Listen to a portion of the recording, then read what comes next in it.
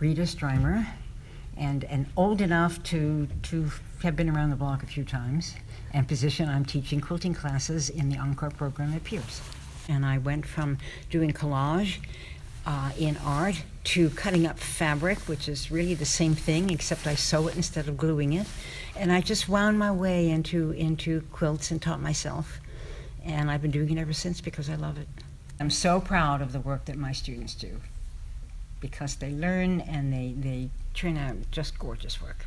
It's very exciting to see it come in, and I love big classes because in classes like this at Pierce, there's a lot of fabric flying around, there's a lot of energy, there's a lot of enthusiasm, there's a lot of noise too, but that's nice. That means they're enthusiastic and having a good time, and I love that happening. It's a way to express yourself. There are many, many, many ways and directions you can go in quilting, because there are so many different kinds of quilts. And probably if you enjoy sewing and enjoy some kind of repetitive activity, you will find a way in quilting that you will like. I'm Heather DeLa-Vega. I just turned 70, and the reason I like quilting is because it's a new hobby for me and it's a form of artistic expression.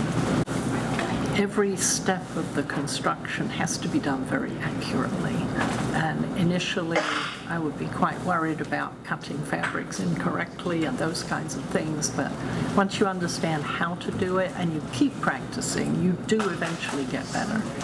Well, I think it's a sense of accomplishment that I've actually, been able to do it. And the joy of seeing the finished products. Also, when other people haven't done quilting, they admire it. People who know what I should have done, right, can critique it, but mostly people who don't know much about quilting, they're just delighted to receive something you made. So, good feeling. Okay, my name is Suzanne, and I'm old enough to be a grandma.